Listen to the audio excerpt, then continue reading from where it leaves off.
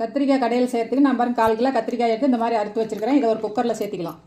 கூடவே பாருங்கள் 3 தக்காளி, 1 ஸ்பூன் இஞ்சி பூண்டு பேஸ்ட்டு, ஒரு பெரிய வெங்காயம், 1 ஸ்பூன் சீரகம், 2 உருளைக்கிழங்கு, 3 பச்சை மிளகா, சின்னதாக ஒரு துண்டு புளி. இது எல்லாத்தையும் ஒன்றா சேர்த்துக்கலாம்.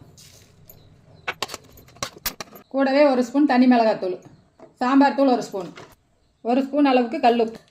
இப்போ குக்கரை மூடி போட்டு 3 விசில் விட்டு எடுத்துக்கலாம். இது நல்லா வெந்துருச்சு. இதை ஒரு மத்து போட்டு நல்லா கடைஞ்சிக்கலாம் நம்ம. இப்போ இந்த கத்திரிக்காயை கடைஞ்சாச்சு. இதை தாளிச்சிக்கலாம். தாளிக்கிறதுக்கு 1 ஸ்பூன் கடலை எண்ணெய் சேர்த்துக்கலாம். கடுகு உளுத்தம் பருப்பு 1 ஸ்பூன் சேர்த்துக்கலாம். 10 சின்ன வெங்காயம், 2 கொத்து கருவேப்பிலை, 2 வரமிளகா இதையும் சேர்த்துக்கலாம். 1/2 ஸ்பூன் மஞ்சத்தூள். இப்போ நம்ம கடைஞ்சி வச்ச கத்திரிக்காயை ஊற்றிக்கலாம்.